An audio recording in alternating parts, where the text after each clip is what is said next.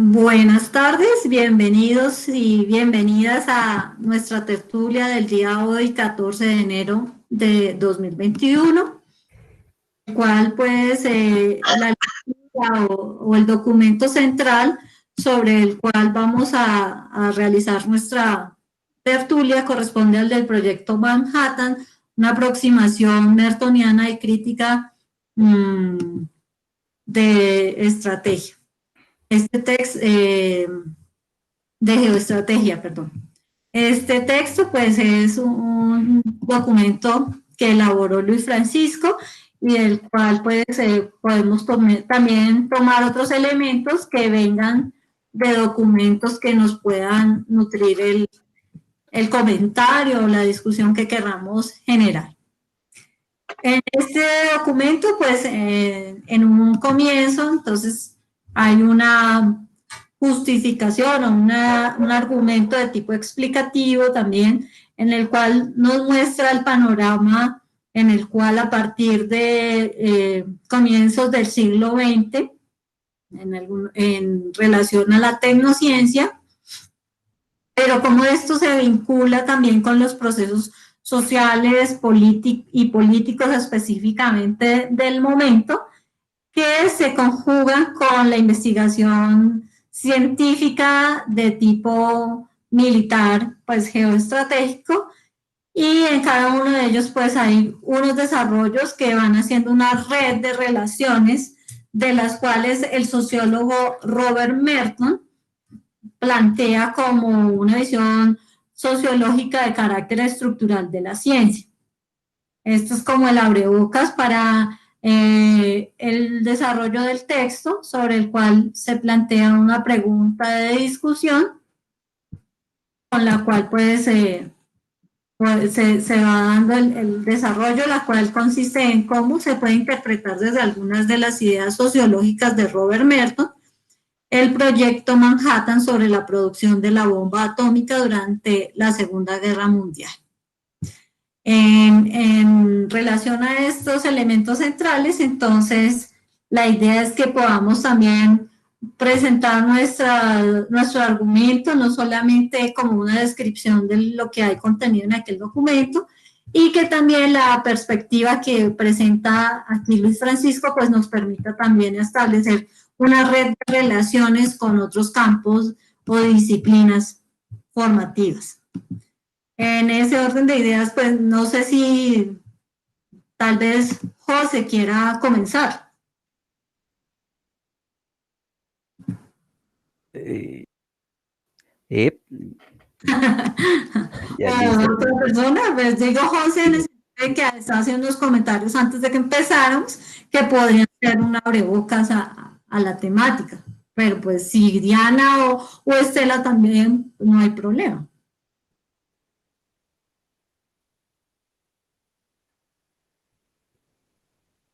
Bueno, mientras se deciden para que podamos como aprovechar al máximo el tiempo.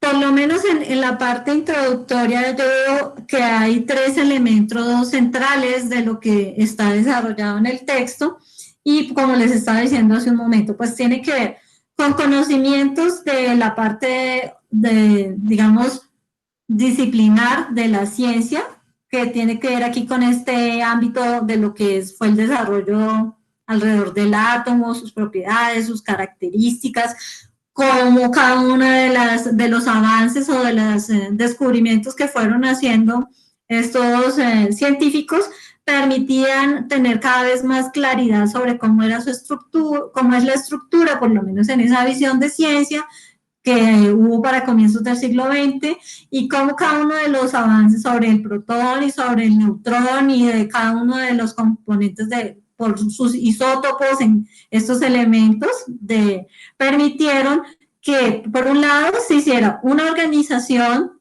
de los elementos de acuerdo a su número atómico para la ubicación en la tabla periódica, y que con ello pues se puede hacer, como en otro término uno diría, control o dominio sobre un conocimiento científico. El otro nivel que vemos allí tiene que ver con las circunstancias históricas, donde se entrecruzan pues el poderío o la manera como cada uno de esos estados va a apropiarse de un conocimiento para hacer alianzas con los cuales poderse ubicar estratégicamente en ese nuevo orden de organización mundial que se dio a partir de la Segunda Guerra Mundial, donde precisamente a Alemania le correspondió entregar o hacer unos pagos onerosos generados como de una deuda producto de esa guerra donde ellos habían salido perdedores. Y en un tercer nivel está en cuanto a esa estructura normativa de la ciencia, de la cual Robert Merton nos da una visión de carácter histórico, científico y principalmente sociológico. Y esta es como el punto de cohesión para ver aquí cómo se conecta en una visión de la sociología de la ciencia elementos como estos del contexto que permiten verse a la luz del contexto de descubrimiento. Estos tres ejes son los que específicamente pues, se van a ver desarrollados en todo el documento, uno a uno, de una manera específica, con la cual se explica o se trata de dar respuesta a la pregunta planteada. Entonces, pues he hecho un poco más una ampliación, también animándolos a ver quién quiere, pues antes de que Luis Francisco nos dé también un aporte más, que yo sé que además del texto que nos presenta aquí, tiene otros elementos que nos ayudan a aclarar. Entonces, yo estoy buscando la parte del texto que no entendí. Que era llama la atención. Bueno, a mí me llamó mucho la atención, pues, cifras que no conocía, no porque no estén, sino pues porque poco hago ese tipo de lecturas, pero ahora que hice esta lectura me di cuenta que hace caer Francisco en cuenta acerca de cómo, pues, la ciencia ha sido robada a los científicos y pues es manejada por algunas organizaciones, corporaciones, industrias que se apropiaron de ella y pues están muy bien organizadas en este momento para apropiarse de toda esa ciencia. Unas cifras que parecen desbordadas, como por ejemplo 130,000 personas trabajaron en el proyecto Manhattan, me parece que es la cifra que hay, no sé si la recuerdo bien, sí, 130,000 personas y una inversión de más de 2,000 millones de dólares, me parece que fue. Sí, correcto. Uno también podría pensar, pues, no, el experimento también dio en otro tipo de usos, como por ejemplo la energía en plantas nucleares y otros ejemplos que traemos ahí, pero también que en el momento en que fue utilizada por primera vez en el uso para el cual fue creada la bomba atómica, pues más de 100 científicos firmaron para que se hicieran pruebas iniciales o algo así, es que dice el documento. Sin embargo, de manera arbitraria, pues simplemente la usaron contra las personas.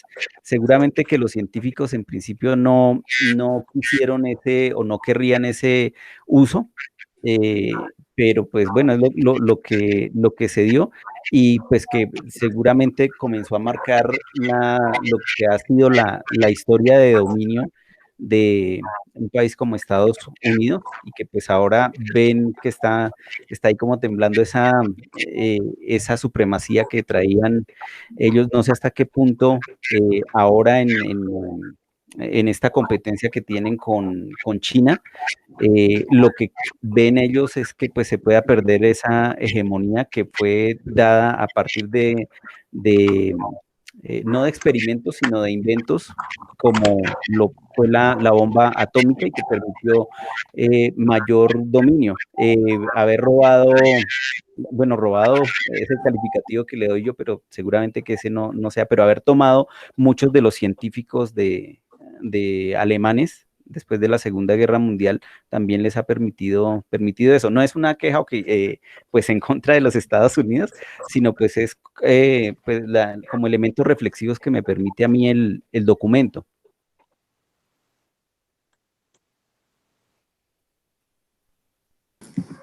Muy bien, entonces yo creo que aquí ya empezamos como a ver elementos que, como estábamos diciendo con lo de Merton, que permiten ver en una red de relaciones. Por un lado, mencionando José con La Eh, inter- no hace mucho se dio el tema de algunos experimentos, o experimentos no, algunos bombardeos a la Luna, que me imagino pues pues tienen que ver con esa invención de la bomba atómica a la Luna, y que pues uno se preguntaría por qué hacen ese tipo de experimentos en la Luna. No sé si de pronto Francisco esté documentado acerca del tema. Bueno, claro, son varias cosas que se han tocado en este momento. El punto general de lo que se puede señalar dentro del texto, donde vamos a abordar cada una de estas cosas que se están señalando, es que el desarrollo de la ciencia y de la tecnología es algo que se da dentro del marco de las relaciones económicas y políticas de las naciones, y que en la medida en que se fue adentrando el siglo XX dentro de el ciclo histórico de dicho siglo, pues fue, por supuesto, incrementándose el nivel de inversión y patrocinio de la actividad científica.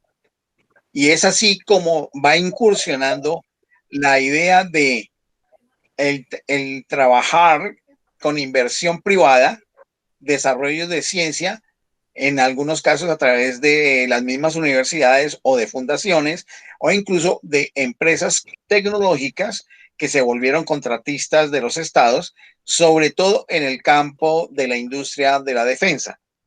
Ese es un punto.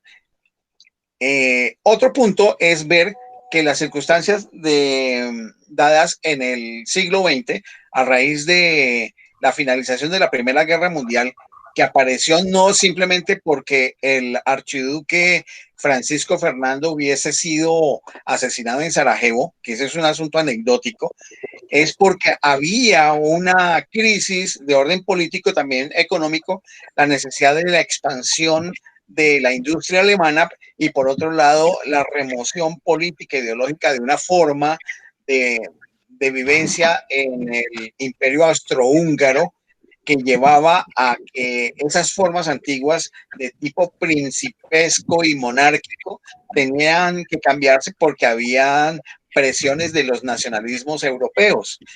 Esa combinación de circunstancias conlleva a que se desate la Segunda Guerra Mundial, y esto genera una serie de consecuencias de múltiple orden, tanto económico como político, social, y desde el punto de vista también geoestratégico.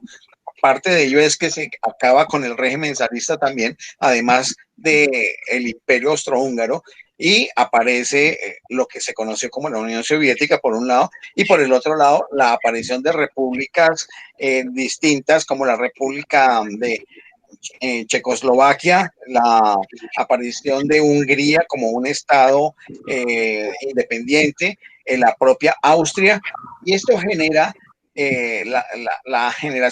genera la aparición de nacionalismos, pero junto con eso también una gran dificultad económica.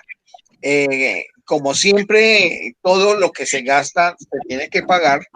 Quien perdió la guerra es el que tenía que pagar, y entonces se generó un tratado, pues el Tratado de Versalles, en el cual, por un lado, quien perdió, el Guillermo II del Imperio Alemán, Guillermo II, primero que todo, abdica y se establece una república alemana que no dura mucho tiempo, habida cuenta de que los comunistas quieren, por un lado, armar sus formas de organización política, y por otro lado están los socialdemócratas y otras tendencias republicanas. Pero lo que hacen los ganadores de la guerra, que son tanto norteamericanos como británicos y franceses principalmente, es hacer firmar en el Tratado de Versalles unas condiciones muy onerosas de pago de la deuda de la guerra, que lleva al pueblo alemán a sentirse humillado.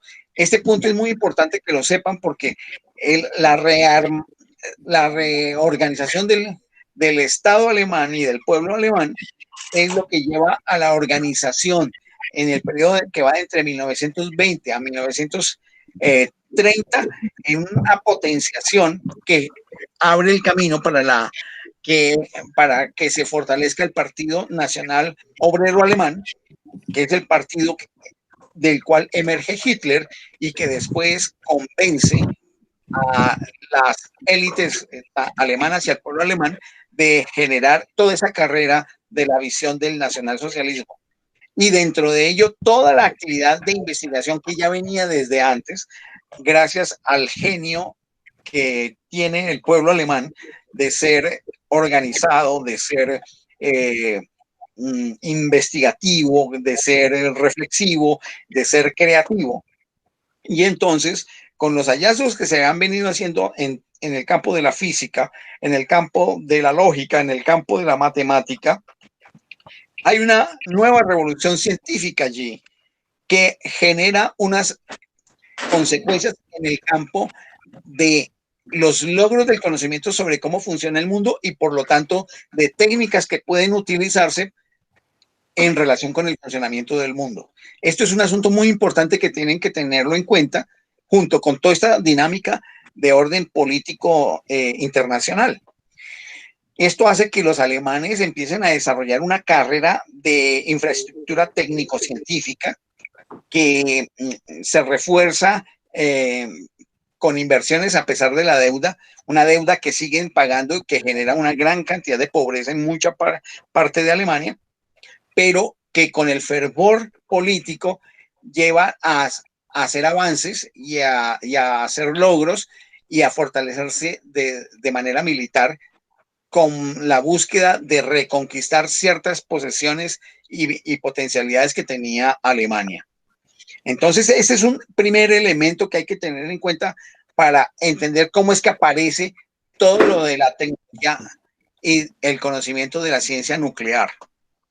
Y de otra parte, el desarrollo del capitalismo en Occidente lleva a que a finales de los años 20 se dé también un crack, una ruptura del sistema capitalista que también obliga a hacer una nueva serie de cambios para generar una dinámica nueva de la economía.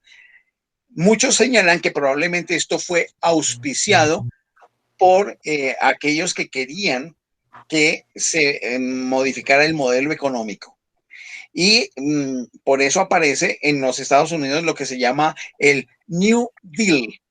El New Deal que podría decirse que es como el nuevo trato. Ahí me ayudarías, Estela, para una mejor traducción, pero digamos como el nuevo convenio o trato para el desarrollo de la economía. En este nuevo trato, entonces se empieza a trabajar en infraestructura, en obras civiles, donde se le va a dar empleo a mucha gente y eso genera también una reconfiguración de la infraestructura norteamericana.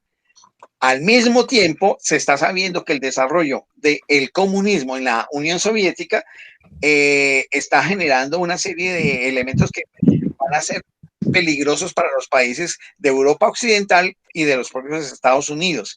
Y empieza a generarse una serie de tendencias y tensiones ideológicas a nivel internacional, dentro de las cuales se sigue haciendo investigación. Investigación que sigue siendo propia de instituciones de investigación, de grupos pequeños, de universidades y de centros de investigación. Pero cada vez más viene la injerencia del patrocinio, la financiación de entidades privadas, de industriales. Industriales que inicialmente son personas, pero después se van volviendo corporaciones. Ese es el marco en el cual se van dando estas cosas.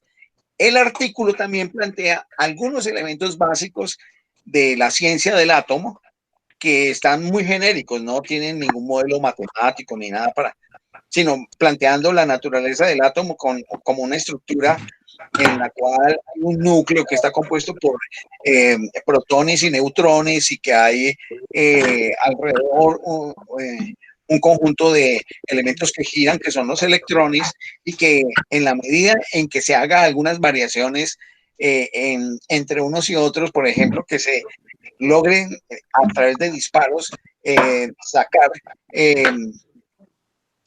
protones del núcleo del átomo, esto puede generar una reacción en cadena, y cuando empiezan a descubrir esto, ahí se cuenta la anécdota, esto se descubre primero en Alemania, y donde Heisenberg, que es uno de los íconos de la física cuántica, estaba dirigiendo ese programa de investigación.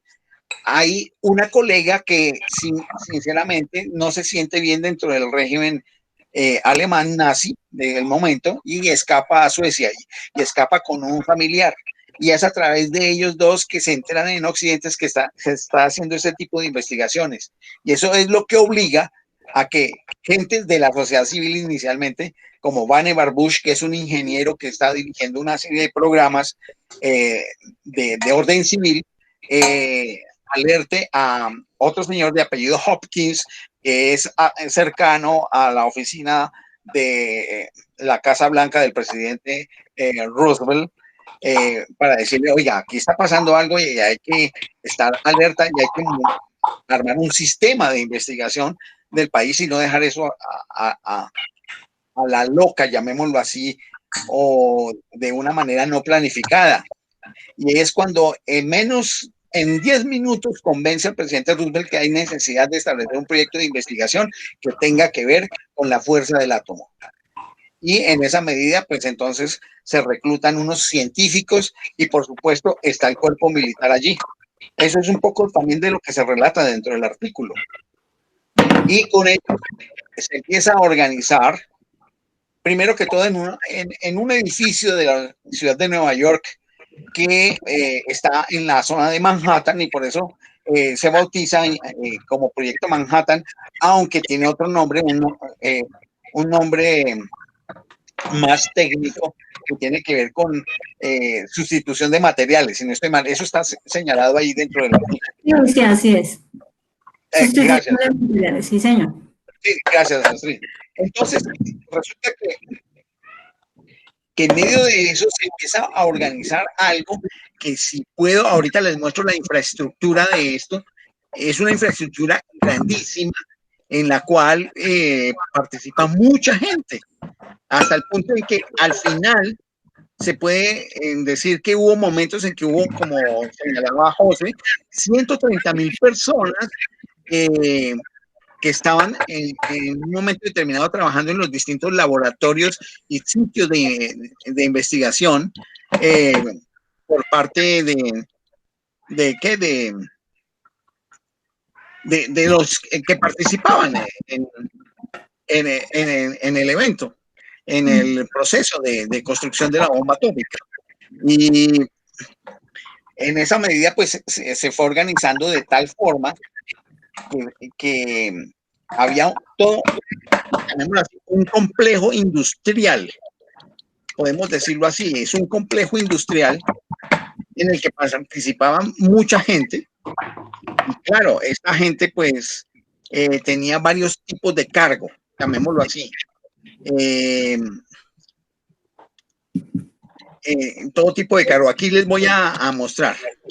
Perdón, interrumpo un poquito mientras tú buscas la imagen, que es que precisamente es algo que a mí me parece importante tener en cuenta, es la red de relaciones que hay de carácter interdisciplinar, porque hasta todavía en muchos ambientes académicos se tiene esa visión de que como que la ciencia es algo neutral, que está solamente por valores propios de la ciencia, que tiene una cultura neutral y que si lo hacen por una actitud altruista.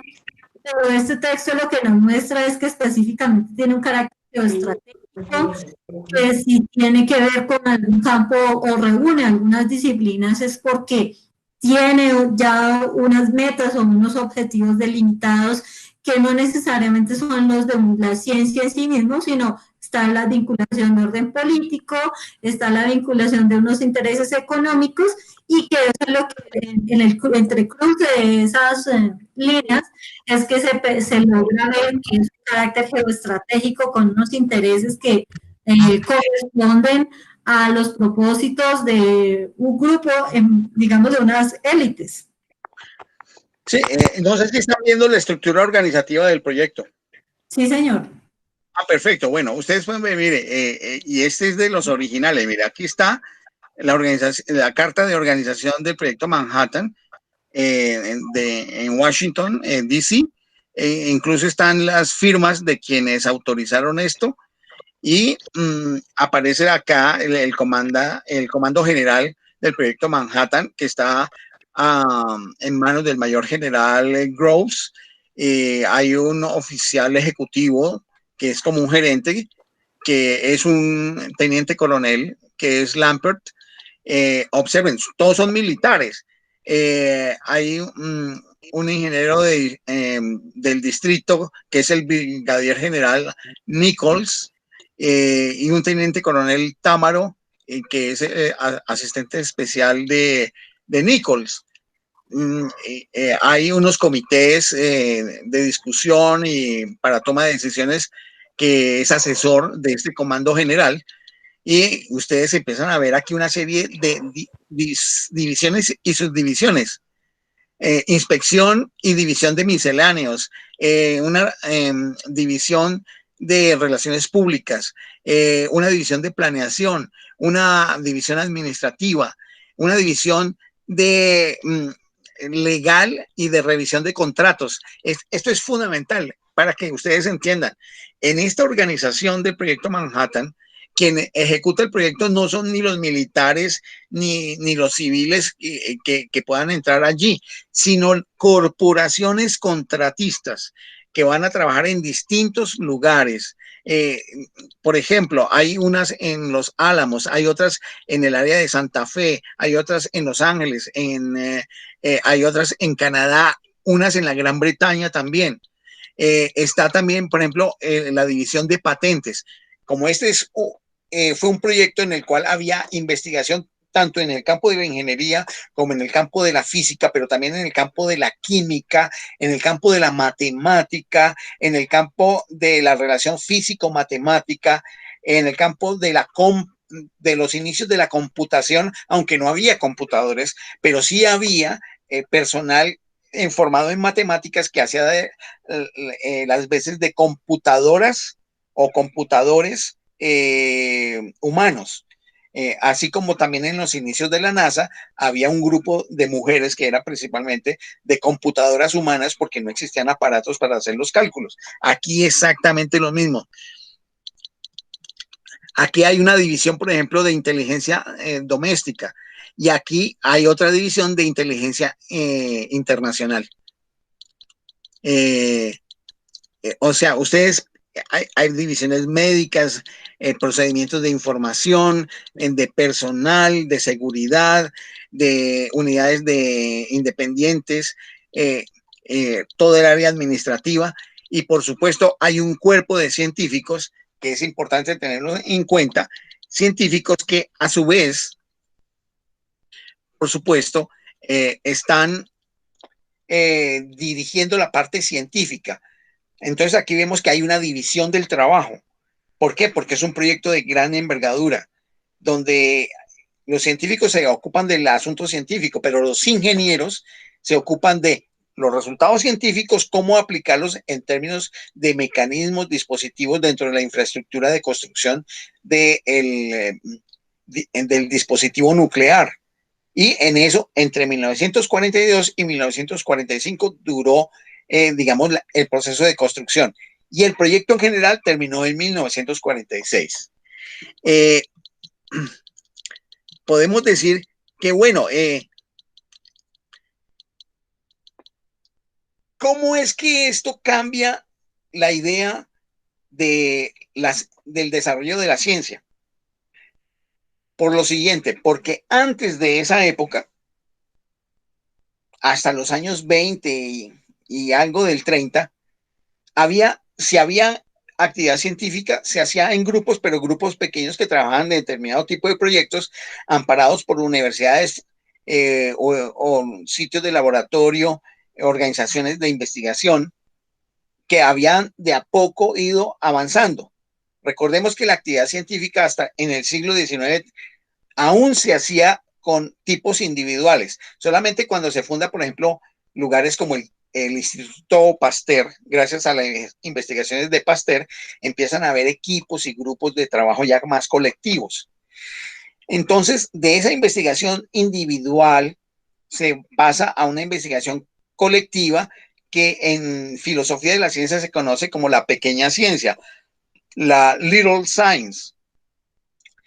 Pero a partir del proyecto Manhattan aparece el concepto, que no se da en ese mismo instante, sino se da 20 años después, hacia los años 60, de que ese tipo de investigación científica se conoce como la Big Science, la mega ciencia, la gran ciencia, que es una ciencia de dispositivos industriales. Y es a partir de ella que empieza a articularse lo que es la investigación científica básica, la llamada investigación pura en un momento, con todo lo que es investigación aplicada para el diseño y desarrollo de dispositivos. Y entonces se comienza a ver con más frecuencia cómo no es posible desligar la investigación básica de conocimientos para teorías científicas de la investigación aplicada, que es la creación, diseño y desarrollo de dispositivos, aparatos, artefactos que ayuden al proceso de investigación y que fuera de eso, pues ayuden a la producción de bienes y servicios que puedan dar opciones en el mercado de bienes y servicios y generar rentabilidad. Y aquí es donde vamos viendo cómo hay una interrelación entre el proceso económico propio del capitalismo y el desarrollo industrial, el desarrollo científico y tecnológico. Es un elemento importante. Yo me quisiera detener acá, Astrid, en este punto para quedarnos en 1945, final de la guerra, para darles la oportunidad a los demás compañeros que comenten sobre lo que he charlado y otras cosas que puedan decir.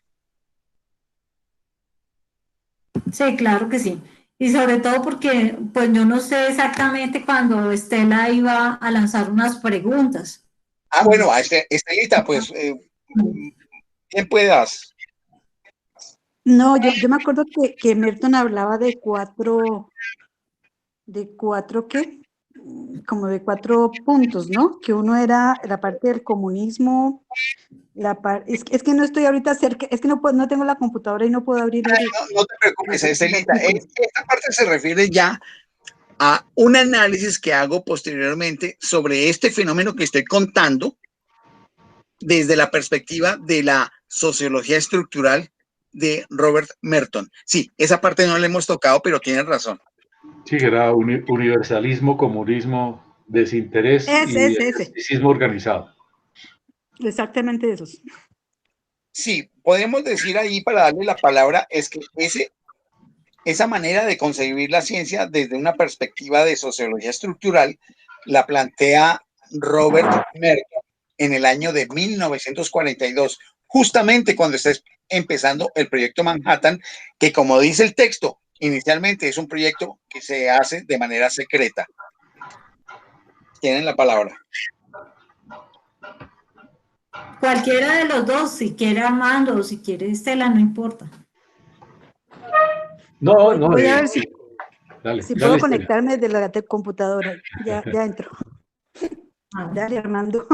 Pues lo que estaba planteando Estelita acerca de la obra de Merton, la sociología de la ciencia, donde donde se escribe este tipo de, digamos que incluso lo vimos, creo que estaba cuando vimos a Lakatos, cuando se reunían los científicos y establecieron estos parámetros de universalismo, de comunismo, desinterés, escepticismo organizado, que parece que también era como fue una situación que al final y derivado, digamos, de la organización que se fue dando, una organización muy técnica, muy que juntó a a empresas, que juntó a los militares, que juntó a la universidad, y ese establecimiento que también lo vimos cuando China, cuando se hacen corporaciones, cuando se hacen entidades de investigación que trabajaban directamente con las industrias, en fin.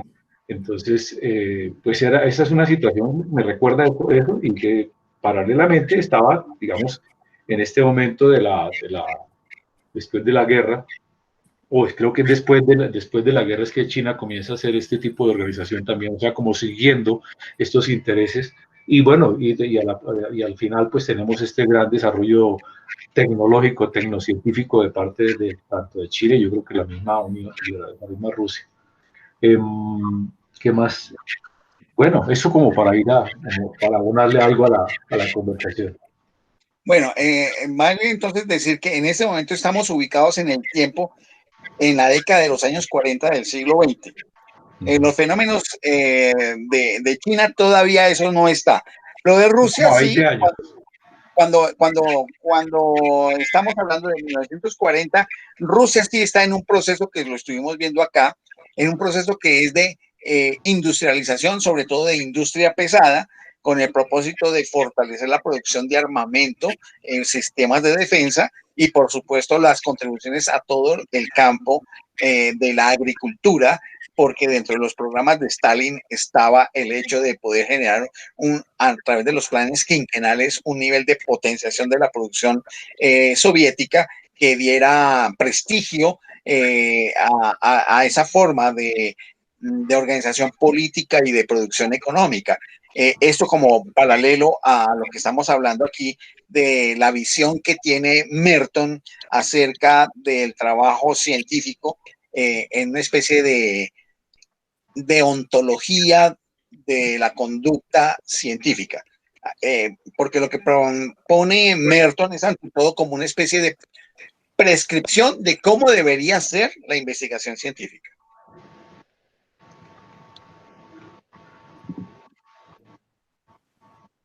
Bueno, aquí vamos viendo cómo se entrecruza entonces este elemento de carácter sociológico de la ciencia, que sí, también lo podemos relacionar con lo que hablábamos en otra ocasión de Bruno Latour. Es otra visión, pero son los acercamientos desde una visión de la sociología de la ciencia.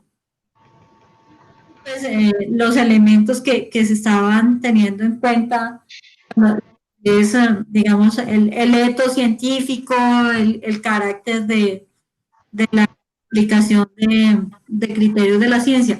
Ahora bien, yo en lo que voy identificando es también que en la perspectiva como la que plantea Merton es una perspectiva de alguna manera soñadora o de una manera, digámoslo así, como pensando en que la ciencia pudiera ser una salida para la humanidad en un carácter muy del valor cultural, como lo son otros campos del conocimiento científico. Sin embargo, lo que vemos en la práctica, con lo que José nos estaba mostrando al comienzo, es, en definitiva lo que sucede es más bien que uno es el mensaje que se le da a la población, porque como vemos así fue el proyecto Manhattan, algo secreto, de tal manera que la información que le llega o nos llega al común es una. Detrás de ello hay otros planes, programas y proyectos que difícilmente podemos tener acceso a esa información. Y ahí es donde yo veo que pensadores como Merton y como pueden haber otros, o uno pudiera decir hasta en los que hemos trabajado, siguen mostrando esa visión como muy altruista y de los valores científicos como una salvación o una oportunidad para la humanidad. Vemos que como grupo o como colectivos no es homogénea la información, no es homogéneo los intereses, ni son homogéneos las formas de acceder al conocimiento, y en este caso al conocimiento científico, y en la forma más particular, cómo se ve, por ejemplo, en el campo universitario, donde también en las universidades seguimos o se siguen algunos personajes vendiendo la idea de la gente que se forma para un futuro mejor o porque esto le va a dar una calidad de vida o porque con ello va a encontrar como la panacea y la solución a problemas. Cuando lo que entiendo con esto que nos muestras, Francisco, en la carácter geoestratégico, es que según el lugar donde esté ubicado el individuo, tiene unos intereses, unas oportunidades y unos alcances distintos.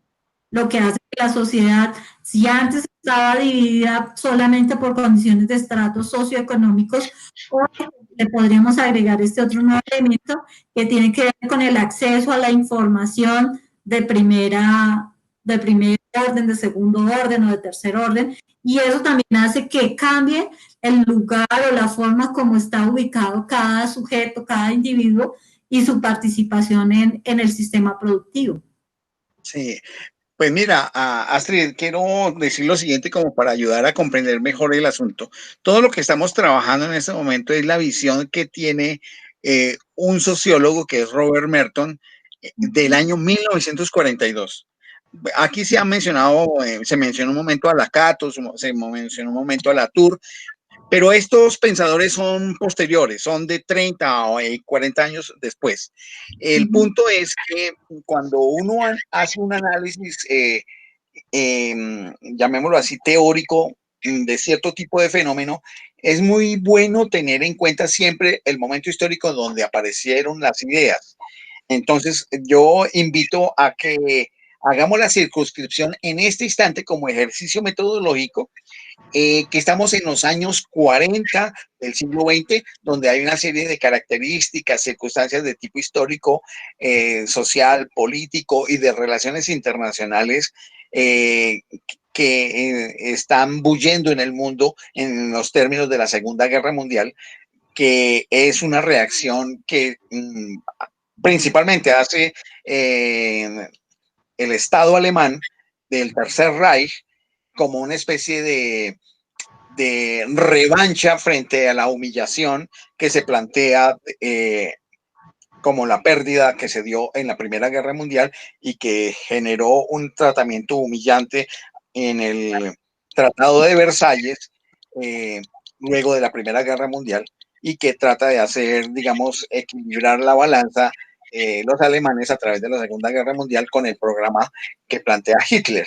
Y es por eso que eso es lo que va a permitir entender que los 4 conjuntos de imperativos institucionales que plantea Merton, el universalismo, el comunismo, el desinterés y el escepticismo organizado, como componentes del ethos, es decir, del comportamiento de los científicos en la ciencia moderna, él los da justamente porque él está haciendo justamente una crítica, o no digamos una crítica, una descripción aparentemente objetiva de lo que está sucediendo con el avance científico dentro del régimen del Estado alemán nazi. Si ustedes ven antecitos de la explicación de estos 4 principios, Merton dice que es necesario mostrar la situación de Alemania desde el año 1933. ¿Por qué lo dice? Porque es que justamente en el año 1933 asciende al poder como canciller Adolfo Hitler. Y es a raíz de ese ascenso que se va generando una serie de transformaciones dentro de las cuales la actividad científica entra como parte de ello. Por supuesto, ya venía una actividad científica alemana, pero se pone en función del dogma, por ejemplo, de la pureza de la raza, como parte de la ideología nazi que está planteada, por ejemplo, en la obra Mi lucha de Hitler.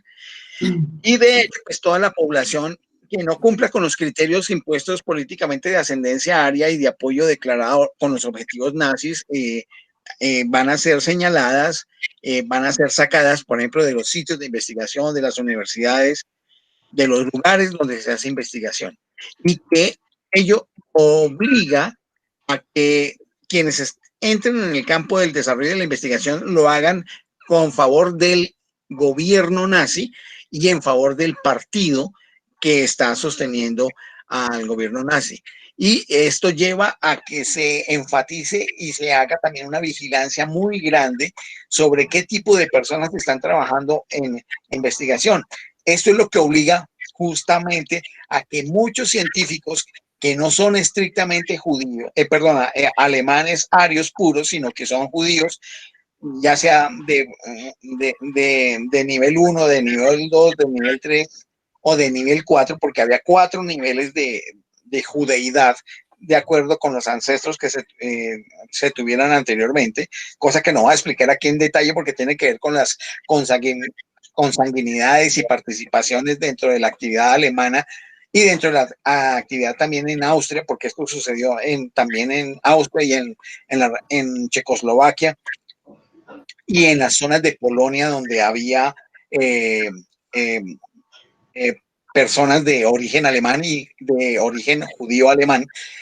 De todas maneras, se va haciendo una presión sobre estas poblaciones, muchas de ellas investigadores intelectuales, académicos, filósofos, científicos, que obliga a que ellos tengan que migrar y solamente quedan los científicos alemanes y que están al servicio del régimen y dentro de ellos, pues para el campo de la física, quien había sido Nobel, Werner Heisenberg, él queda trabajando para el régimen nazi.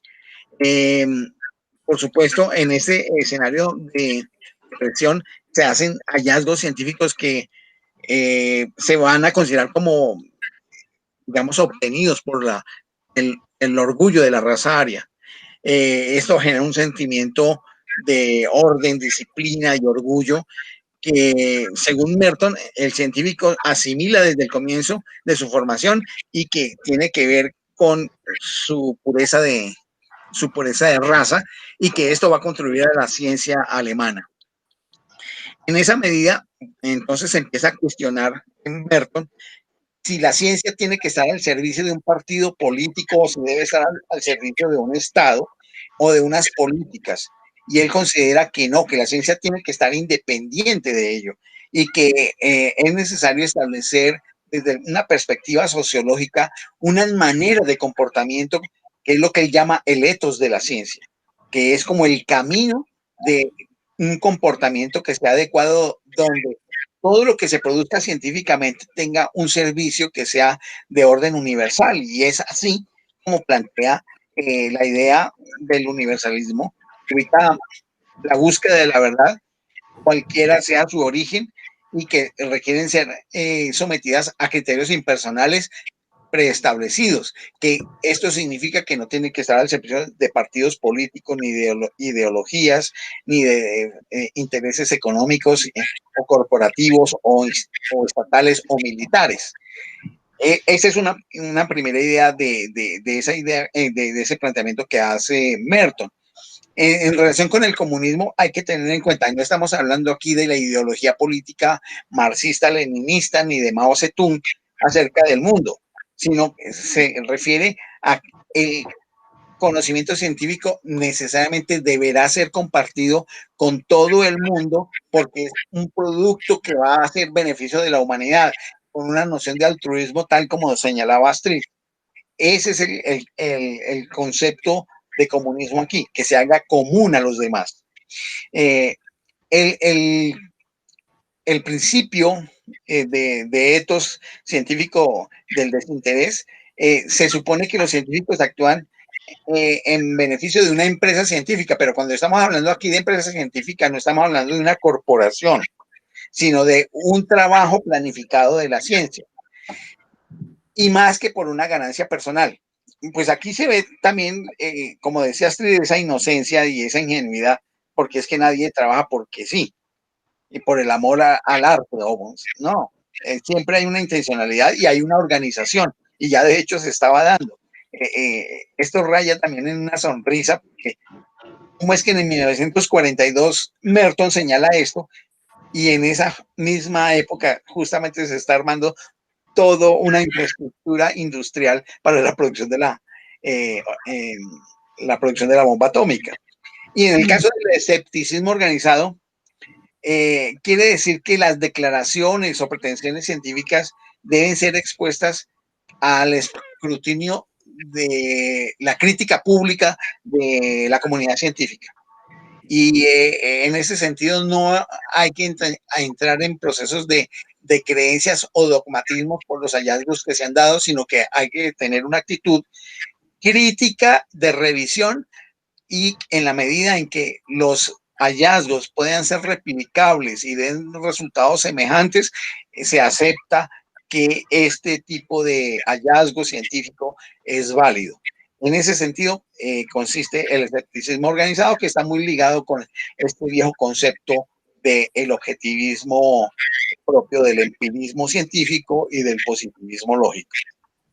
Entonces, esos 4 principios son los que enmarcan la propuesta de Merton, pero a raíz de su análisis sobre la situación que en esos momentos habían venido sucediendo en Alemania a partir de 1933, cuando subió al poder Hitler. Muy bien, gracias por esa precisión y esas aclaraciones. No sé si Roberto, que hoy no lo hemos escuchado, si quieras tener una intervención.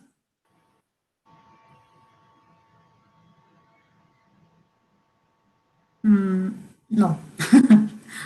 Pero Armando sí tiene abierto el micrófono. Armando que tiene abierto el micrófono.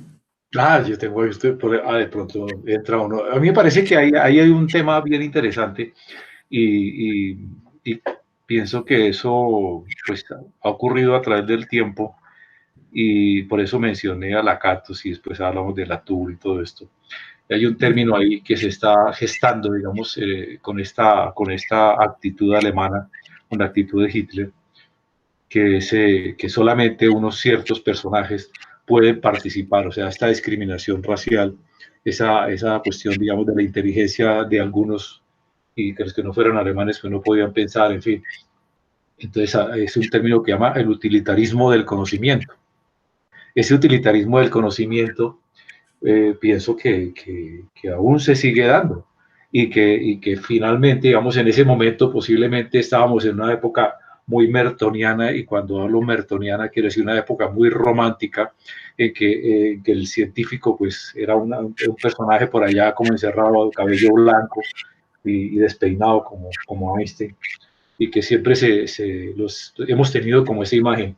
Y pienso que lo que hay con todo esto, y haciendo un poquito un barrido sobre todo lo que hemos analizado, pues que realmente muchos de esos movimientos se dieron, y por ejemplo, cuando hablaban del cinturón de seguridad y todo esto, definitivamente era porque había que cubrirse de intereses, tanto militares como económicos, como políticos, y que muchas veces de pronto podía ser que algunos personajes interesados en deteriorar una determinada teoría lanzaran algo allí para invalidarla y para decir que eso no servía, y que finalmente ese cinturón de seguridad pues decía, no, hablamos aquí del cinturón de seguridad, pero nunca vamos a desmontar una teoría definitivamente porque alguien vino y lo propuso.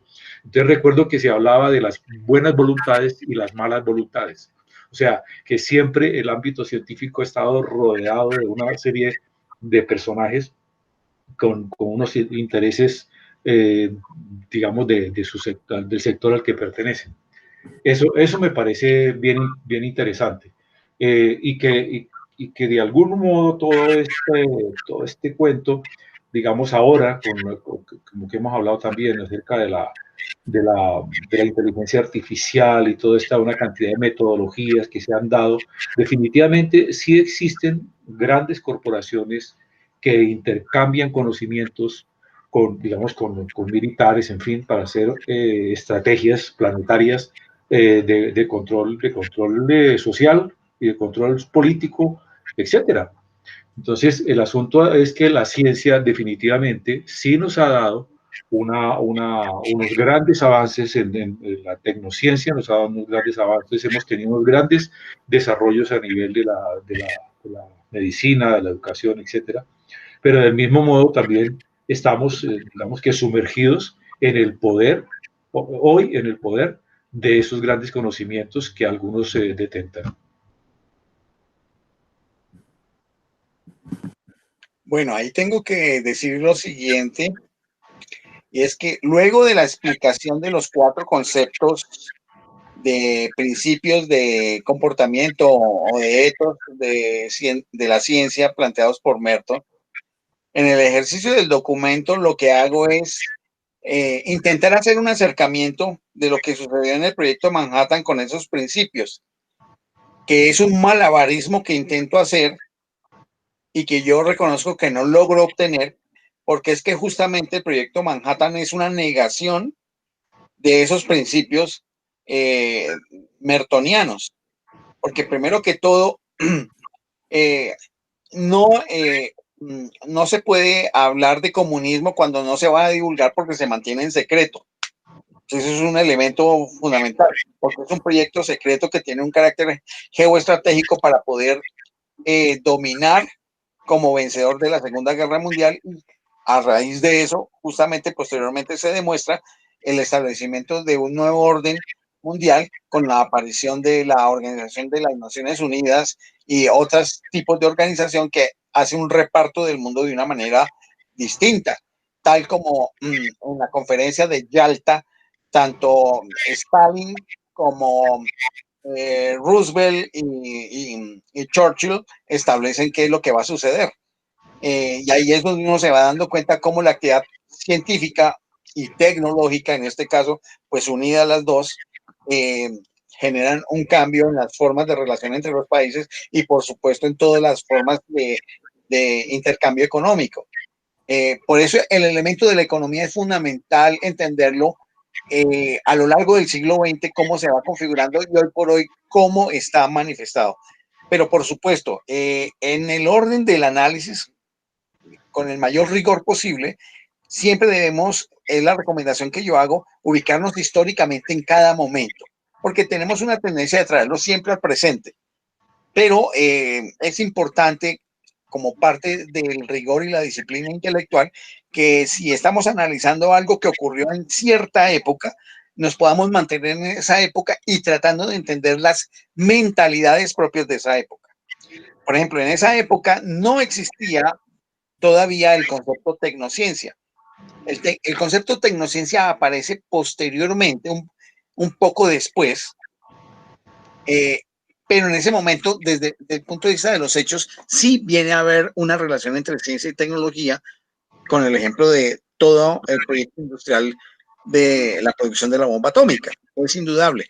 Y sobre todo una cosa que no está claramente dicha ahí, pero yo la digo en otra obra, en otra producción que tengo, y es que a raíz de la Segunda Guerra Mundial, el mismo señor Vannevar Bush, que auspició la aparición del proyecto Manhattan, después se volvió asesor de seguridad del presidente Truman, que fue el que reemplazó a Roosevelt tras su fallecimiento, y le dijo justamente que era necesario para el bien y la seguridad de los estadounidenses establecer unos planes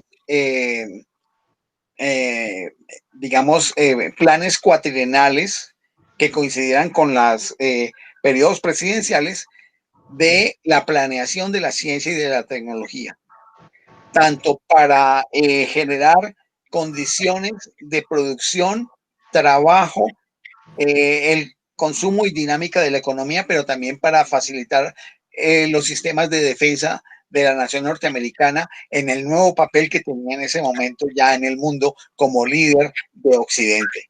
Y en esa medida van apareciendo los planes nacionales de ciencia y tecnología.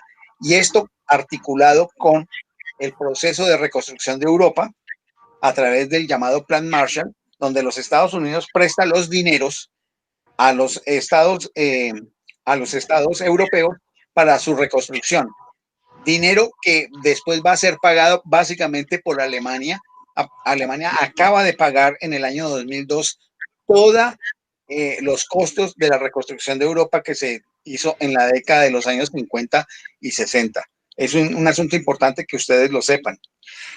Alemania hasta el año 2002 logró zafarse de esa deuda que tenía, porque Estados Unidos prestó el dinero, pero después Alemania tuvo que estar pagándole con los intereses y todo a los Estados Unidos, lo cual llevó a que el llamado milagro alemán después de la Segunda Guerra Mundial fue todo un sacrificio para el pueblo alemán que quedó después de la Segunda Guerra Mundial para generar una economía que fuera hiperproductiva, generadora de riqueza, de tal manera que permitiera tener un buen estar en sus habitantes y en su industria, en sus finanzas, y con ello también poder pagar la deuda de la Segunda Guerra Mundial. Eso es un asunto que nadie habla habitualmente, ni en las noticias ni en los libros, pero eso le tocó al pueblo alemán a través de su Estado hacer ese pago, que tiene que ver con el Plan Marshall de reconstrucción de Europa. Y a raíz de eso, entonces, esos planes nacionales de desarrollo, donde hay una parte de ciencia y tecnología, empezó a copiarse en los demás países del mundo.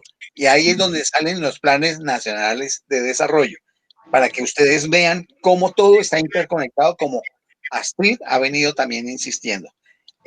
Con ello paro para dejar que haya otras intervenciones. Estoy en el asunto de que acerca del utilitarismo de la ciencia, que pienso que esto que hablaba Merton del universalismo, comunismo, de desinterés, etcétera, obedecía a que él en su momento estaba ya, digamos, permeado de lo que estaba pasando a nivel, digamos, de salvar la ciencia, de que no se convirtiera, que no fuera una criada de la teología, ni que fuera criada de la economía, que no fuera una criada del Estado. Entonces él por eso predecía estos criterios y que la investigación científica tenía que ser socialmente valorada únicamente, y que en otras palabras, que con lo que él pretendía era como mantener el sentimiento puro, que la ciencia debe estar, digamos, no debe estar sujeta a otros controles, sino, digamos, al sujeto institucional científico, y que por eso en su momento el hombre ya sentía que eso era como incierto, ¿no? Entonces, por eso era que el hombre se refería a este tema de reafirmar el ethos, que era muy importante para mantener la pureza del desarrollo científico. Y que ese desarrollo científico también tenía que estar derivado no de instituciones ajenas a la comunidad científica, sino que dentro de ellos mismos, dentro de ese grupo científico, estaba esa comunidad de investigadores y que como lo usaban, entonces iban determinando pues su comportamiento dentro del ámbito de la ciencia. Pienso que también había un asunto allí como pues el tema de la bomba nuclear, que eso fue como algo allá de otros intereses militares, en fin, y que los mismos científicos, de algún modo, creo yo, estaban tratando de desligar su responsabilidad de ese acontecimiento.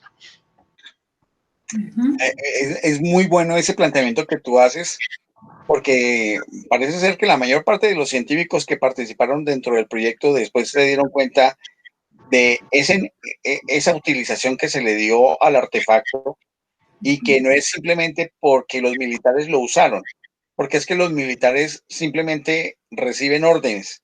¿De dónde? Del estamento civil. Entonces el estamento civil, que tiene que ver con los gobiernos, son los que dan las órdenes. Pero yo me atrevo a señalar, ya en esa época de los años 40, el gobierno de los Estados Unidos, el mayor poder de decisión estaba en el presidente de la República, o había otros intereses detrás que ya estaban empezando a presionar o que ya venían presionando. ¿Por qué lo digo? Porque ya en el año de 1913, el presidente Woodrow Wilson, en el mes de noviembre, ya cuando se estaban cerrando las sesiones del Senado, empezó a recibir una serie de presiones por parte de los banqueros privados norteamericanos para que se aprobara una ley en la cual se pudiera establecer la emisión de moneda, no por parte de una entidad pública del Estado norteamericano, sino por un consorcio de bancos de tipo privado que estarían en concurso con el gobierno y, de acuerdo con él, harían las emisiones de dinero. No estaban todos los miembros del Congreso de los Estados Unidos. Estoy hablando 1913. Ya se habían ido muchos para sus lugares porque estaban finalizando las sesiones. Y llegó ese grupo de financieros, de banqueros privados, e hizo generar una norma, ley, decreto, no sé el nombre exacto, del elemento legal, firmado por Woodrow Wilson, en el cual se establecía la aparición de lo que se conoció después como el Banco de la Reserva Federal, que es un banco de bancos, donde los socios de esos bancos son banqueros privados.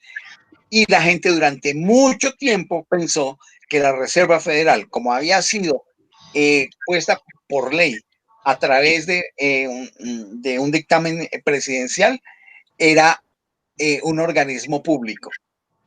Yo me comí ese cuento hace 30, 40 años, y la Reserva Federal es una institución privada. Si ya desde 1903 estaba ocurriendo eso, entonces ahora trasladémonos a 1945, cuando acontece la toma de decisiones de acabar la guerra con Japón a partir de 2 bombas atómicas, lo cual configura un nuevo orden de ideas en relación con el comercio internacional en la parte de Asia-Pacífico para los Estados Unidos, lo cual lleva a tener unos dominios en la zona de Corea, que posteriormente genera el conflicto de Corea, que divide a Corea del Norte con Corea del Sur, y los demás problemas que se van a generar después, incluido Francia, con el problema de Vietnam, Birmania, Laos y toda la zona del Asia suroriental. Entonces, con esto hay que ver que siempre hay unos poderes detrás que son los que generan este tipo de cosas y que utilizan a otros, en este caso, los que tienen el conocimiento científico, y de los ingenieros que son capaces de diseñar artefactos para ejecutar acciones que favorezcan los intereses de aquellos que toman decisiones.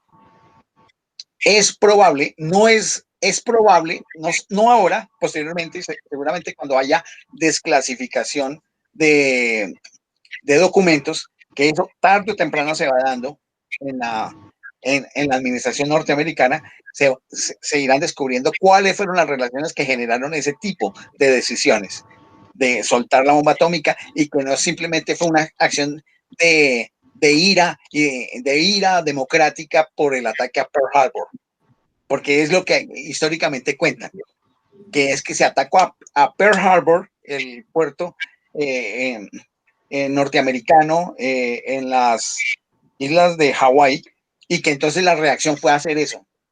Aquí hay más cosas. El asunto es que fue una acción osada, sí, militarmente por parte de los japoneses, pero había otro tipo de cosas además de una acción militar que estaban detrás de esto. Entonces, quería decir este tipo de elementos para poderlo entender en el marco de historia en el cual está enmarcada esta situación de la creación de la bomba atómica y el desarrollo del comienzo de la llamada megaciencia o Big Science, que generó la relación entre ciencia y tecnología. Hay un elemento que yo quiero traer a colación de algo que estaba diciendo Francisco hace un momento, y es en las implicaciones sociales que hubo para esta década, digamos, los años 40, bueno, después de cuando ya a Alemania le asignan o tiene que pagar esta deuda por toda de la guerra, y eso es algo que explicaba en un programa Diana Uribe. Es que específicamente, como sabemos, en una guerra los que llevan la carga más fuerte es la población común, la población civil, y en particular de esta época contaba ella que, por ejemplo, todo lo que fueron los, digamos, las semillas de las armas y todo lo que fue quedando como la basura que le queda a la población después de estos eventos, fueron recursos que ellos tuvieron que utilizar, por ejemplo, para el caso de fabricar juguetes para los niños. Utilizar de toda esa basura que quedó, fabricar hasta las mismas ollas o las cosas para su vida cotidiana, para hacer sus alimentos, para levantar sus casas, y resistir a punta como de encerrarse en sí mismos para poder defenderse económicamente económicamente o sostenerse económicamente durante por lo menos una generación.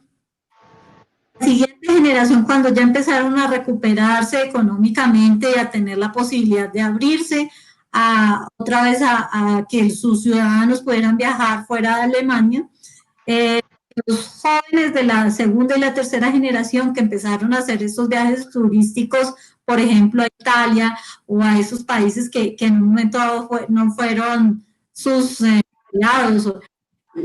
Precisamente es la segunda y la tercera generación la que recibió el impacto emocional de cuando salían de su país y eran señalados y les mostraban, mire, estas personas que eran de mi familia cayeron por alemanes de apellidos tales y tales.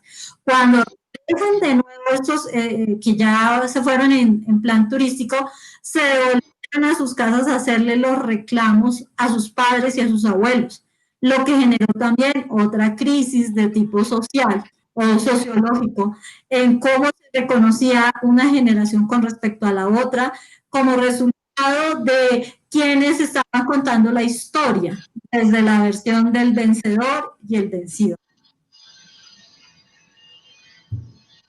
Eso me acordé ahora. No, muy interesante eso que señalas.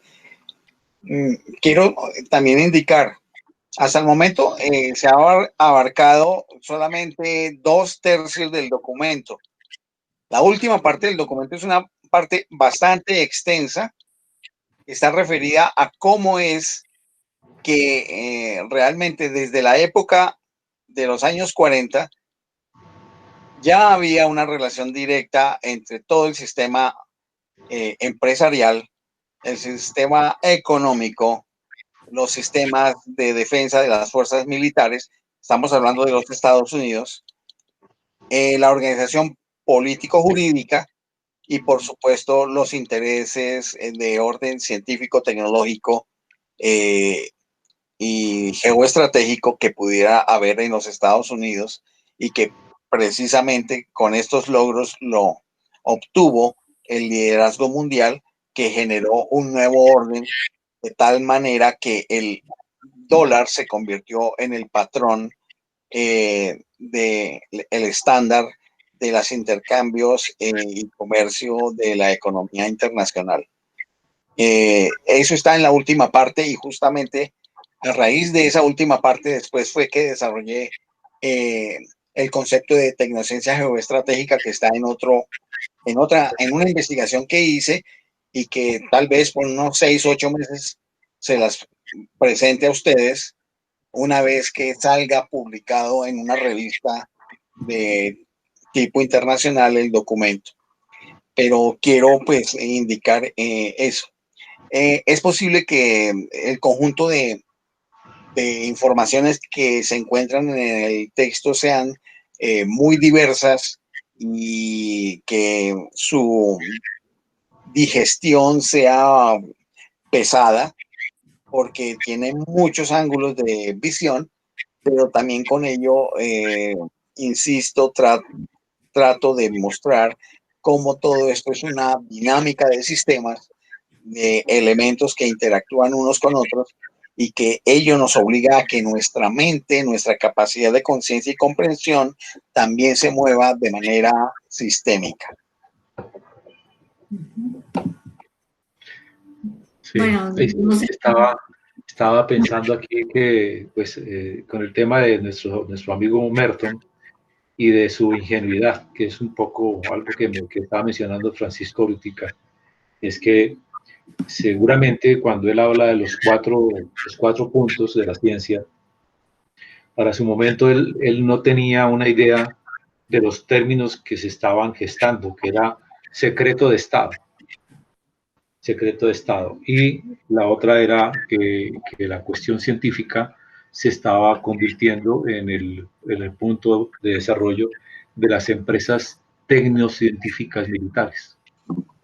Entonces Merton estaba como de pronto ignorando que toda la actividad estaba finalmente llegando a unos puntos de desarrollo que finalmente iban a cambiar la relación geoestratégica entre los distintos países y que del mismo modo estaba generando, digamos, una especie de estructuras de organización dictatoriales planetarias para la cuestión del control social. Creo que eso no estaba todavía en la cabeza de Merton. Sí, es bastante plausible el planteamiento que hace Armando en relación con eso. Es un beneficio de la duda, aunque en su momento me pareció tan ingenuo o tan estratégicamente ingenuo, no sabría decirlo, que se planteara en esos términos tan ideales y tan tipo Disneylandia, cómo podría ser el desarrollo de la ciencia, por decirlo de una forma un poco gráfica. Sí, porque es una forma dulzarrona de plantear un asunto que es crudamente ligado a los intereses humanos.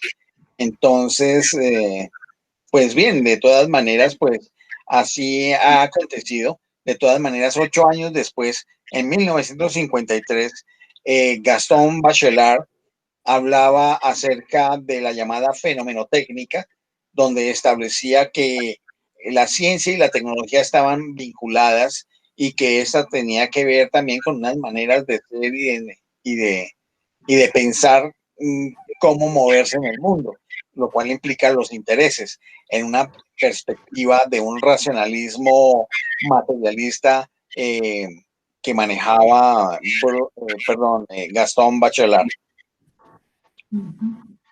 Y también hay como que, digamos que esa actitud de secretismo se daba porque, digamos, estaban pendientes del gran peligro que podía generar este tema nazi, ¿no? Que podría ser el peligro de una dictadura mundial.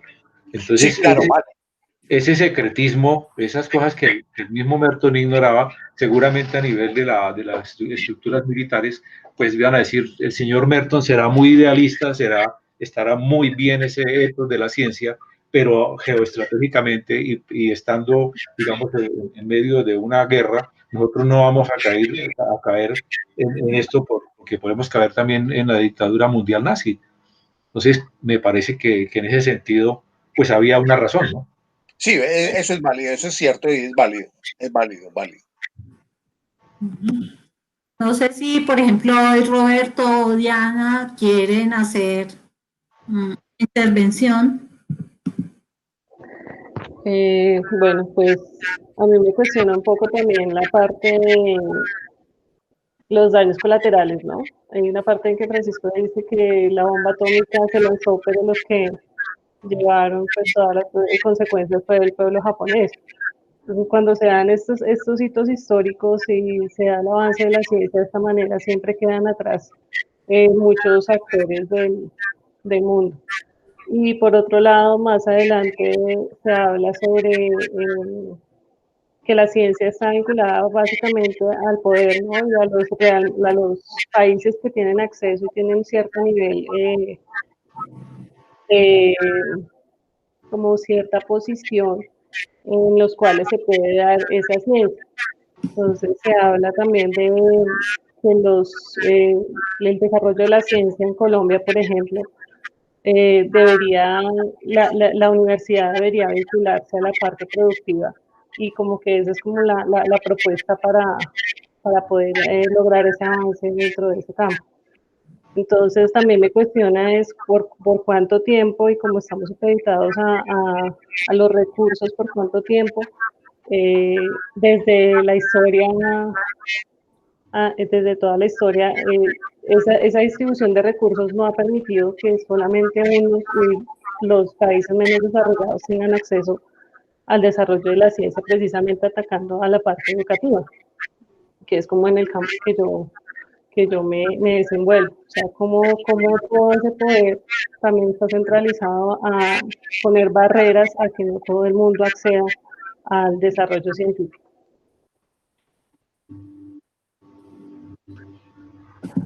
Es como mi percepción en algunos aspectos. Gracias, Diana, por la intervención. De pronto, Roberto.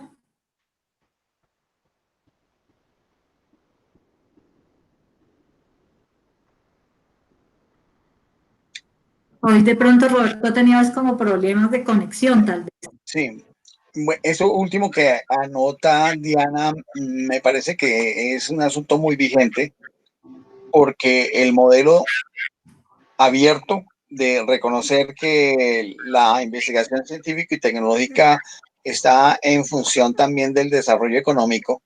El desarrollo económico tiene que ver con la elevación de los índices de producción que genera también unos efectos en los niveles de empleabilidad de la población y por supuesto también en los niveles de capacitación de la población, lo cual también toca el sistema educativo, donde está el establecimiento actualmente de todo el sistema de competencias, que son desempeños que se requieren para que sean adecuados, de tal manera que la gente después se pueda insertar al sector productivo como parte de la empleabilidad para poder satisfacer las necesidades del mercado en la producción y el mercado y el consumo. Entonces ahí uno se va dando cuenta cómo va funcionando el sistema.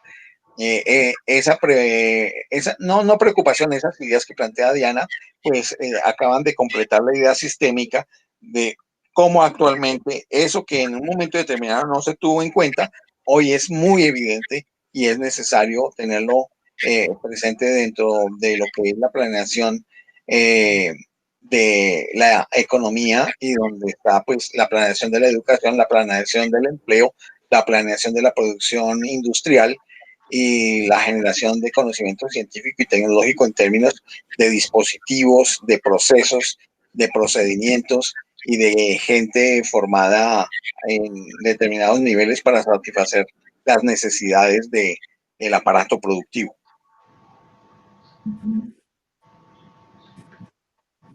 Gracias, Diana y Francisco, por ese aporte. Pues la intención es que, por ejemplo, Roberto también pueda intervenir o participar. Entonces, si mientras Roberto logra entrar, y en vista de que pues en el tiempo en el que vamos para hoy, si eres Francisco, lo que habías pensado para el comienzo, solo que estábamos esperando que llegaran pues los que usualmente asistimos a la... Sí, correcto. Y en su momento, pues si Roberto se puede conectar o puede, también si quieres, Roberto, puedes escribirnos en el chat, porque sabemos que a veces tienes problemas para la conexión. Sí. Bueno, entonces se trata de lo siguiente. En días pasados les envié a ustedes un set de documentos, varios, en relación con la historia de la filosofía de la ciencia. Entonces quería explicar un poco eso en función de cómo es que va eso, cómo es que se entiende ese conjunto de envíos.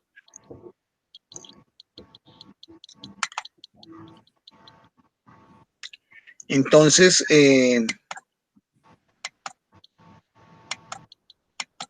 bueno, aquí vamos. Entonces, yo les envié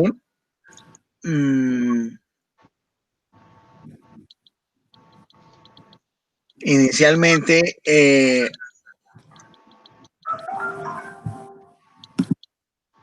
un texto que dice: de acuerdo con la solicitud de Roberto en la última tertulia, les estoy remitiendo el libro de Bruno Latour y Steve Woolgar, La vida en el laboratorio, el libro de Ulises Mulini, El desarrollo moderno de la filosofía de la ciencia, y una reseña de este libro de Alejandro Cassini que resume los contenidos del mismo. Quiero decir, el libro de Woolgar y Latour lo que hace es la descripción de un trabajo de microsociología etnográfica en un laboratorio de biología con el propósito de mostrar cómo es el desarrollo de la dinámica de grupos en actividad científica por parte de un grupo de investigadores. Esto dentro de la concepción de la sociología del conocimiento científico, que fue una de las tendencias que vimos en tertulias pasadas. El libro de Ulises Molines, que hace parte de la corriente estructuralista de la filosofía de la ciencia, y cuando hablo de estructuralista no me estoy refiriendo del estructuralismo francés, me estoy refiriendo al estructuralismo de la Universidad de Múnich, que trabaja las teorías científicas como modelos basados en relaciones de teoría de conjuntos, donde los modelos se ven como estructuras conjuntistas y que atraviesan todas las teorías de las ciencias, incluidas las ciencias sociales. Esto en algún momento tendremos la posibilidad de mostrar de qué se trata. Ulises Moulines, en el libro Desarrollo Moderno de la Filosofía de la Ciencia, lo que hace es una descripción histórica detallada desde la aparición de las ideas de Gottlob Frege o Frege, el filósofo y matemático alemán, con su libro Conceptografía, que inaugura y desarrolla todos los procesos de la lógica simbólica, de la lógica matemática, y que va a generar posteriormente la aparición de las llamadas lógicas de primer orden, lógicas posterior de segundo orden, con los aportes que hacen Bertrand Russell, Alfred North Whitehead, Ramsey, Alfred Tarski, y que van a ayudar, por ejemplo, por un lado, a Rudolf Carnap a formalizar las teorías científicas dentro del positivismo lógico. Todo ese desarrollo hará parte de lo que se llama la visión heredada de la filosofía de la ciencia. Pero en el libro lo que hace es describir cómo se da ese desarrollo histórico que pasa por estos conceptos que acabo de señalar, la descripción del positivismo lógico, la transformación de ese positivismo lógico en empirismo lógico, los planteamientos del racionalismo crítico de Popper y posteriormente los problemas que tiene esa visión heredada del positivismo lógico al no poder resolver todos los problemas que se querían y su ruptura en el año 1969 que hemos mencionado aquí más de una vez, y los procesos que vienen posteriormente de Kuhn, Feyerabend, Lakatos y las otras visiones de tipo semanticista, tanto en la parte estructuralista como en la parte de teoría semántica de teorías, para entender un desarrollo a lo largo del siglo XX de lo que son de lo que es la filosofía de la ciencia. Ese es el libro de Moulines. Y hay una reseña que uno puede leer antes para entender esa totalidad de la cual estoy hablando, que es una elaborada por Alejandro Cassini, que es un textico más corto y que de pronto puede ser orientador de lo que es la obra de Moulines.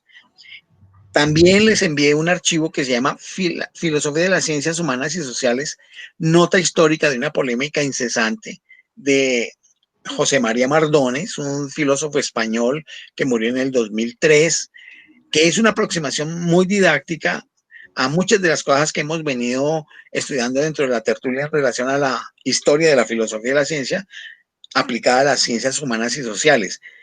Es seguro que a varios de ustedes y principalmente a Roberto le pueda interesar esa lectura, porque es una comprensión histórica y teórica que puede ser de gran provecho. Y finalmente, también en ese correo les adjuntaba el libro completo de la filosofía de las ciencias humanas y sociales, donde está esa introducción que se llama Filosofía de las Ciencias Humanas y Sociales, nota histórica de una polémica incesante. O sea que les mando ese primer capítulo, esa introducción, pero después les envío el libro completo. Ese fue el primer, digamos, como remisión que les hice, que me parece que les puede dar una impresión lo más amplia posible de cuál ha sido el desarrollo de la historia de la filosofía de la ciencia en el siglo XX con sus contenidos, y con ello les permite tener una mayor claridad de comprensión de todos los temas que vamos trabajando. Sé que a varios de ustedes les interesará. En el envío de documentos para una comprensión del marco histórico y teórico de la filosofía de la ciencia 2, cosa que hice el día 12 de enero, o sea, hace 2 días, allí les anexo lo siguiente. un título que se llama, un texto que se llama Filosofía de la Ciencia en el siglo XX, principales tendencias, de Javier Echeverría Esponda. Y les digo allí que considero que es una sinopsis de gran calidad, yo digo de excelente calidad, para quienes se inician en este tipo de estudios, pues es muy minuciosa, contiene la mayoría de los autores y de las posturas más relevantes. Yo recomiendo muchísimo ese texto, y ese texto se puede contrastar con los del correo anterior. También adjunto el archivo Teorización Filosófica sobre la Ciencia en el siglo XX y lo que va del XXI, que es un trabajo análogo al de Echeverría, pero con unas variantes. Este es un documento del profesor Pablo Lorenzano, hijo de César Lorenzano, filósofo argentino. Pablo también es argentino, que hace una descripción histórica desde la visión semanticista del estructuralismo metateórico, que es una de las que tendremos que ver posteriormente, que es muy contemporánea, es una postura muy contemporánea, pero que se requiere para ello tener unos conocimientos previos de los cuales ahora hablaremos, que tendremos que hacer algunas, digamos, como tertulias.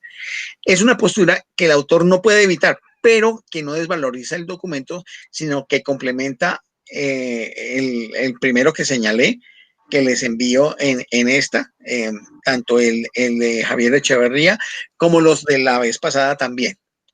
También muestra una buena cantidad de posiciones, no tantas como en el primer documento, pero también es supremamente útil.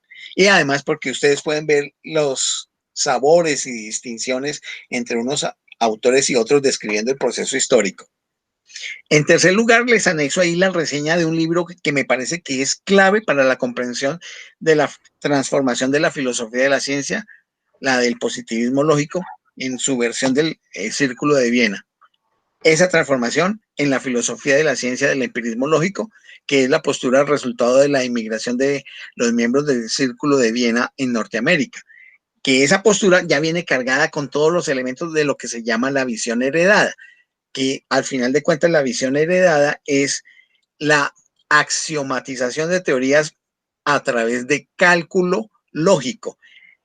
Es hacer un reemplazo abstracto de los contenidos de teoría en cálculo proposicional de esas teorías. Entonces, se consideran que las teorías son conjuntos lingüísticos y lo que se hace es transformarlos en conjuntos abstractos a través de lógica, esos elementos lingüísticos, con el propósito de darle un nivel de formalización a las teorías. Y eso es lo que hace Carnap, amparado de lo que ha producido Frege, Russell, los que mencioné hace un rato.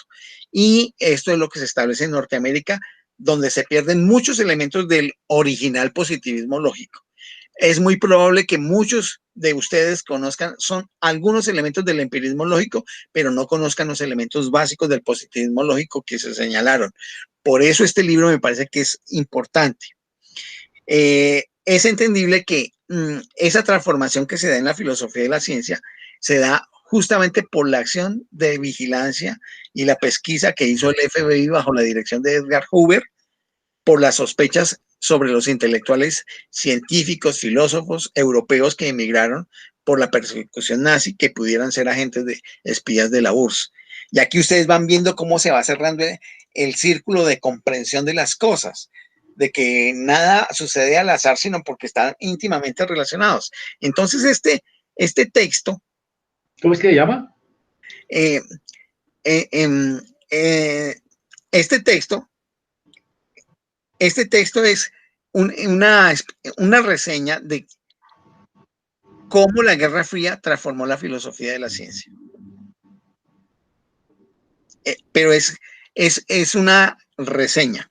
Y finalmente les envío el libro completo también de la reseña, que también se llama Cómo la Guerra Fría transformó la filosofía de la ciencia hacia las heladas laderas de la lógica. Y ahí es donde ustedes van a entender cómo es que viene la idea de la visión heredada del positivismo lógico y lo que se llama ahora su evolución a las corrientes estructuralistas y semanticistas de las teorías científicas. El autor es George Reich. El libro, tanto el libro como como la reseña son joyas que permiten entender mucho mejor el positivismo lógico, que ha sido muy vilipendiado y mal comprendido. Pues aquí, incluso en esta tertulia, se le ha dado golpes al positivismo lógico, pero sin suficiente información. Yo creo que este libro ayuda a comprender mucho mejor el asunto.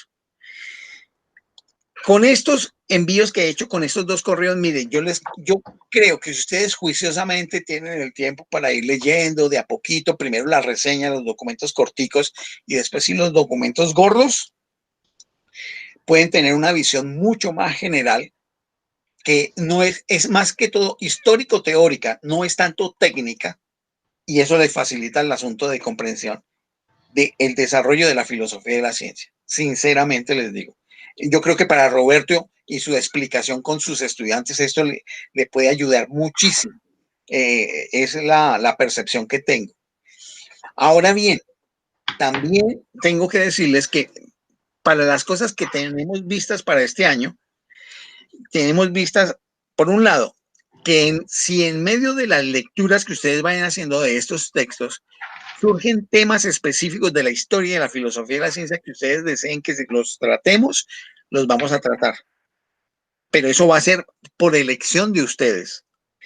Y lo otro es que sí me corresponde estoy armando un texto lo más descriptivo y didáctico posible acerca de lo que es la lógica contemporánea. ¿Por qué razón? Porque es que no se puede entender con mayor rigurosidad la filosofía de la ciencia si no se tienen unas bases de lógica. Nosotros tenemos que superar las ideas básicas de lo que es la inducción y la deducción, el análisis y la síntesis. Tenemos que ir más allá para comprender cómo están configuradas las teorías científicas. Entonces, por eso inicialmente vamos a ver cómo organizo un documento que articule lo que es la lógica proposicional, luego su desarrollo en lógica de primer orden, luego lógica de segundo orden. Y a partir de esa lógica de segundo orden, pues se abre en lo que se llaman las lógicas modales. Entonces uno tendría que mirar qué es la lógica modal, la lógica deóntica, que es un tipo de lógica modal también, la lógica epistémica, la lógica dosáctica y la lógica temporal. Por supuesto, se quedan por fuera otras lógicas, por ejemplo, las lógicas polivalentes, que hay varias lógicas polivalentes. Pero esto, ¿con qué propósito? Muchas veces se sigue acusando en la enseñanza de las ciencias que hay unos problemas con la inducción y que con la deducción, pero es que uno tiene que entender qué es lo que hay detrás de esto, porque hay unas herramientas que han estructurado las teorías científicas y los métodos de investigación que tienen como base lógicas proposicionales que tienen que ver con el establecimiento de la lógica matemática que propuso Gottlob Frege. Y en ese sentido, todo el desarrollo del último siglo, tanto en teorías científicas como en métodos, tienen que ver con esto. No es simplemente un asunto de opinión, es un asunto también de tipo técnico. Entonces, lo que estoy haciendo en estas semanas es armando un documento que no sea tan extenso, y si es necesario lo fracciono en 2 o 3 documentos donde toque estos tipos de lógica y que yo intento hacerles el vínculo de cómo esto se relaciona con las teorías de la ciencia y cómo en el análisis filosófico científico estas lógicas tienen que ver. Y en esa medida, pues, se obtiene un mayor nivel de rigurosidad. Es lo que tengo que decirles. Por supuesto, hay otros tipos de formas de pensamiento emergente, por ejemplo, que se derivan de las teorías de sistemas. Y entonces allí vienen todo lo de las lógicas polivalentes, todo lo que tiene que ver con las interacciones múltiples de los sistemas complejos, está relacionado con ese tipo de lógicas, incluidas las lógicas computacionales. Entonces, creo que se van dando cuenta que hay muchas cosas como para no aprender y ser maestros en eso, pero sí tener una cultura general en eso. Y como esa es la idea, pues aquí tenemos esa oportunidad para poderla trabajar con todos ustedes y que ustedes le saquen provecho en sus respectivos campos de operación profesional. Eso era lo que quería señalar, Astrid. Muchas gracias, Francisco. Muy interesante. Muchas gracias, sí, señor, por ese panorama. Pues viendo lo que nos estás planteando, que el orden que daríamos para la siguiente sesión y relación a las lecturas podría entonces ser, ¿en qué sentido, Francisco? Pues yo les invitaría que fueran leyendo por su cuenta algunos de los textos de historia de la filosofía de la ciencia de los que les he enviado. Y para la próxima podemos tratar algunos aspectos de las llamadas lógicas de primer orden y lógica proposicional. Porque con esto, bueno, les explico en qué consiste la visión heredada de la filosofía de la ciencia y les explico lógica proposicional y lógica de primer orden. Podría ser así. Y con eso, recuerden, este es más que todo de tipo informativo, de que sepamos a qué nos estamos refiriendo y ya, y básicamente eso. Y por supuesto, como no nacimos sabidos y tenemos que ir aprendiendo, entre más preguntas traigan, mucho mejor. Decirme, tal y tal cosa no entiendo, ¿qué es esta cosa? Exactamente. Entonces la idea es más bien como construir preguntas alrededor de los temas. Sí, escojan, y no importa, escojan los libros, los textos, los artículos o reseñas que quieran y vayan leyendo. Es decir, muy libremente. Y aquí van trayendo, y por supuesto yo sí les voy enviando un primer documentico sobre lógica proposicional y lógica de primer orden. Básicamente eso. Algunos aspectos históricos y algunos aspectos mínimos de explicación de lo que es y ya. Muy bien, muy bien. Yo creo que pues eso también abre la posibilidad de que cada uno haga como sus propias búsquedas o tome sus propios caminos para la lectura, ¿no? Sí, como quieran. Recordemos que ante todo este es un espacio de amigos que estamos compartiendo y estamos dando lo mejor que podemos de nosotros. De parte mía, yo lo que estoy haciendo es devolviéndole a la vida lo que he recibido de la vida, con gratitud. Por eso tengo el gusto y el cariño de compartirles documentos de muchas cosas que he estudiado a lo largo de mi vida y que sigo estudiando, porque el asunto es que no paro de estudiar, sigo estudiando. Bueno, muy bien. Muchísimas gracias, Francisco. Muchísimas gracias, tu generosidad. Hay algunas cosas que no entendemos, pero de a poco vamos a entender. Listo, ¿no? Ahí vamos, Roberto, ahí vamos de a poco. Sí, señor. Muchísimas gracias. Y saludo a todo el equipo, Armando, Astrid, y creo que estamos bien encaminados. Bueno, Roberto, muchas gracias. Gracias, Roberto. Muy bien, muchas gracias. Bueno, como para hacer una síntesis sobre lo que hoy hemos abordado específicamente con un tema que es la sociología de la ciencia en la perspectiva de Robert Merton, tomando el caso particular de el proyecto Manhattan, donde pudimos pues ir refiriéndonos a diferentes aristas que fueron tomadas aquí a través del escrito que nos presentó Luis Francisco, que van desde aspectos especializados en todo lo que es la producción científica en el tema del átomo, temas de ciencia muy de lo disciplinar, pasando por los problemas o temas de orden político, de temas sociales, específicamente el caso de Alemania y su situación con respecto a todo este proceso que fue digamos, la que tuvo que vivir la experiencia más negativa por la responsabilidad de hacer los aportes onerosos de orden económico, como vemos en los campos de la historia de la ciencia, o en la historia en general.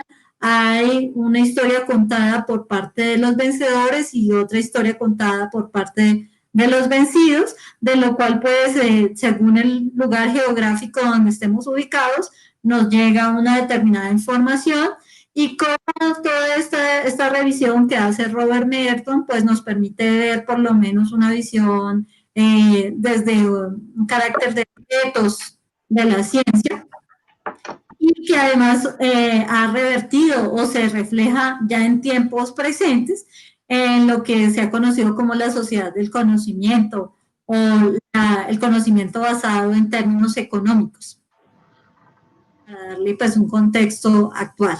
Y pues esto nos sirve como una visión de cultura general, como en cada uno de los documentos y temas que hemos tratado de abordar en la tertulia.